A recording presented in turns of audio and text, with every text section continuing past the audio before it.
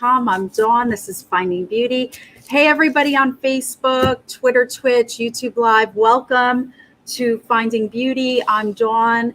This is MakeupClasses.com. So yesterday, I hope you guys had a chance to listen to the Makeup Classes podcast. I believe it was week 18 for my podcast. So if you're not part of that community, you can jump on board. It's on Apple, Spotify, a lot of different podcast platforms. So I have an assortment of different broadcasts, different topics that are makeup and beauty related, and also makeup artistry career related too. So if you're a makeup artist and you need some inspiration and you don't have time to watch a video, you can always listen to the podcast. So if you're in your car or you're traveling, whatever, you're at work, put the headphones in, you can listen to Makeup Classes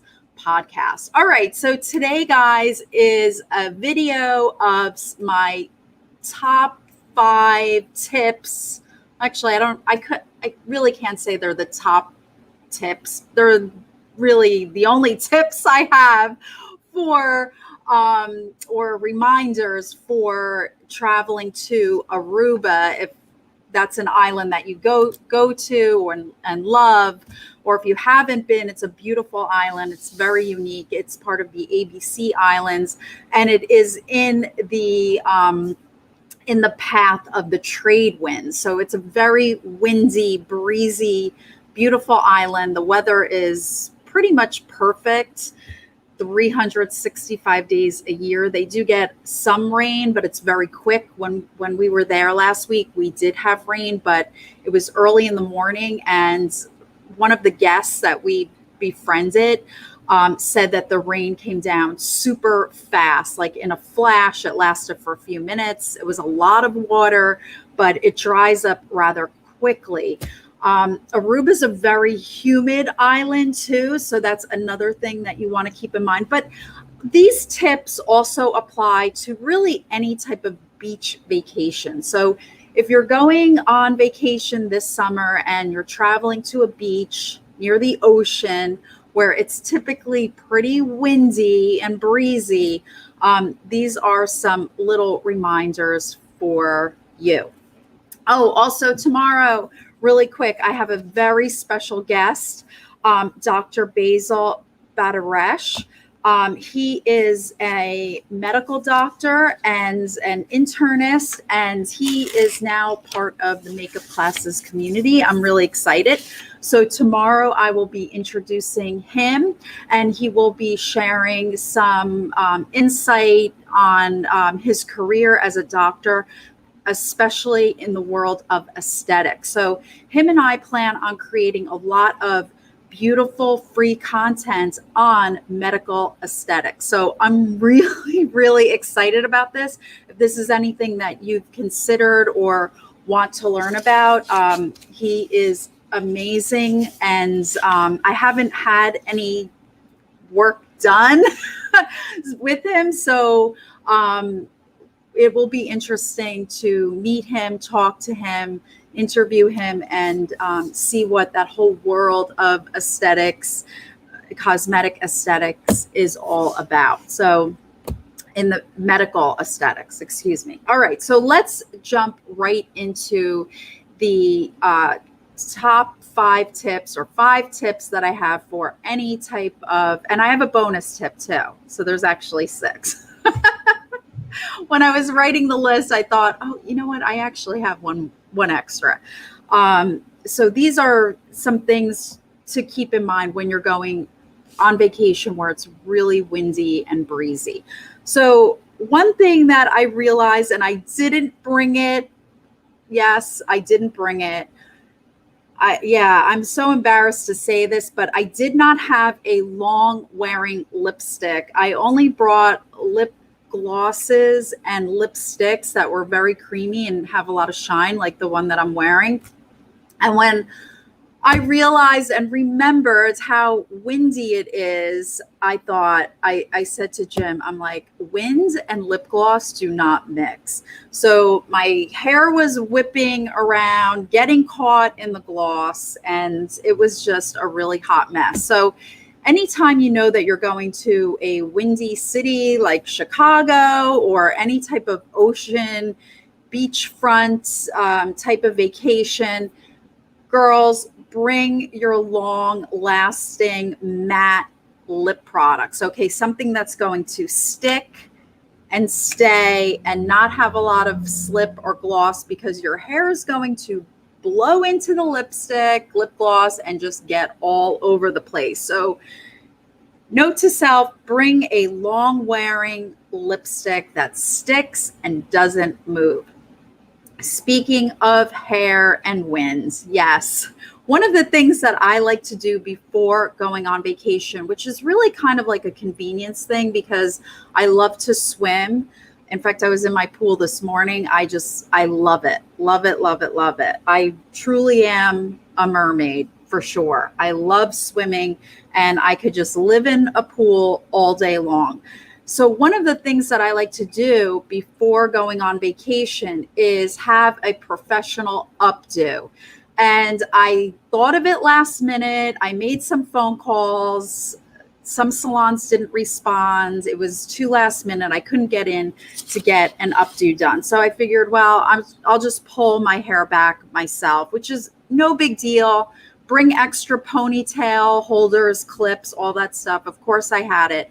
But I really do love having a professional updo done because it will last for days. It looks really classy, really beautiful. So when you're in the pool or if there's a jacuzzi or you're in the ocean, it's really nice to keep your hair up, tidy, classy, and it lasts for days. But unfortunately, I didn't have an updo, so I was ponytailing it and quick tie bun all week long. Yes, so get an updo if you have really long hair when you're going to a windy beach place, windy island. Okay, more wind, more wind tips. A hat that is secure. I love wearing beach hats. Not only do they really polish off a look, your swimwear, it looks really classy when you have your beach cover up, your matching sandals, your matching hat. It looks really cute and polished and just beautiful, and you just feel really good about yourself. The problem is, though, a lot of your beach hats are not very secure, so they will just flip off, blow all over the place. So I recommend, if you know that you're going to a breezy area, get a hat that is secure. A baseball hat works really well. It's tight around. You could get some really cute bejeweled hats, something that will stay on. I had my beach hats and a few times they flipped around and flipped off and I found myself like holding on to it. Thank you for the like, whoever's watching. Thank you. I found myself holding on to the hat. And yeah, it was just kind of annoying. So purchase or bring, bring a hat that is very secure on your head, because when it's super windy, you're going to lose it. It'll blow into the ocean and that'll be the end of that. Okay. Another beauty tip. When you are at an island that is very close to the equator, you want to bring, of course, sunscreen, a lot of it, very heavy, right? I wear a 100, a 110, and you can see I get a really nice golden tan, even with a very heavy sunscreen. But my other tip, and I'm so glad I had it, my best friend Karen, who you guys have seen videos we've done before years ago, she is an esthetician. She mixed some zinc oxide for me with a little bit of an essential oil when I had a facial, I guess about a month or so ago, and I still had the container. It was a really generous container that she had given me. And I said to myself, you know what? I'm going to bring this heavy zinc oxide. Now, of course, when you put it on your face, it's like, it looks like you have some type of mask on. You're super duper white, but it absorbs really well. And, of course, when you first put it on, you may feel like really silly. I put it on. Jim's like, oh my God, your face looks like it's covered in like snow. It's so white, But if you blend, it will disappear pretty quickly within minutes. If you're that concerned about, having heavy cream on and looking silly, which I'm not, I could really care less, put it on in your hotel room or at your house first, let it absorb, give it like a half hour, and then hit the public. But I had it all over my face in front of people. I really don't care. I just wanted to protect myself. And, I have a good sense of humor about myself, and I hope you do too, right? So bring a heavy zinc oxide. Okay, this is number 5. Speaking of bringing things, when you are traveling, and I didn't realize this, I just didn't realize, bring any type of over-the-counter medication that you think you will need, because we had to get something, and in Aruba, they don't sell things really in their grocery stores. You have to go to an actual pharmacy to buy like silly things that we could buy here in the US at CVS or Walgreens, really inexpensive.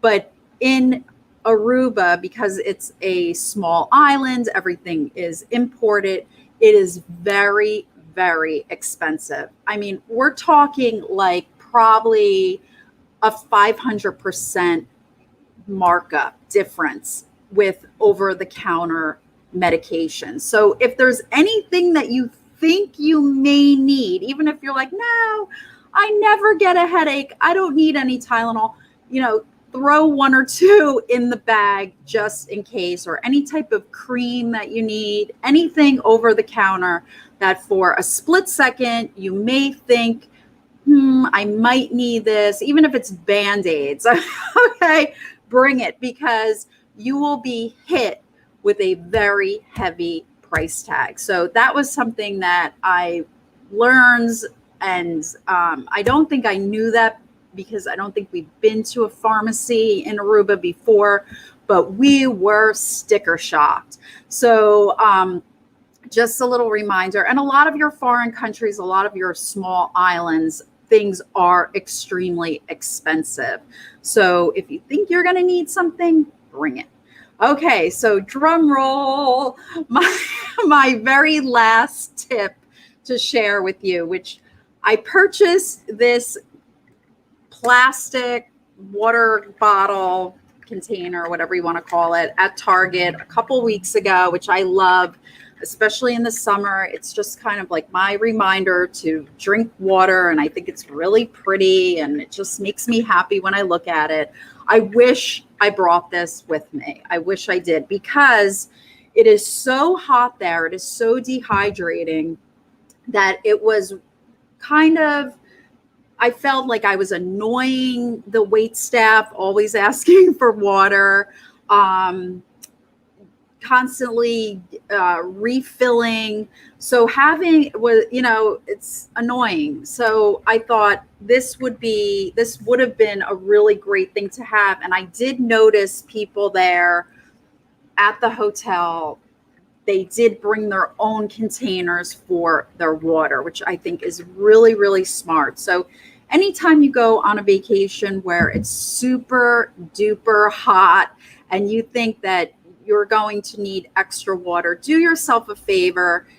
It's just a convenience factor. Bring some type of plastic container. You could, throw it in one of your bags. Yes, it's pretty big. Your carry-on, if you have a big Jersey girl bag like I do, throw it in your pocketbook, that sort of thing.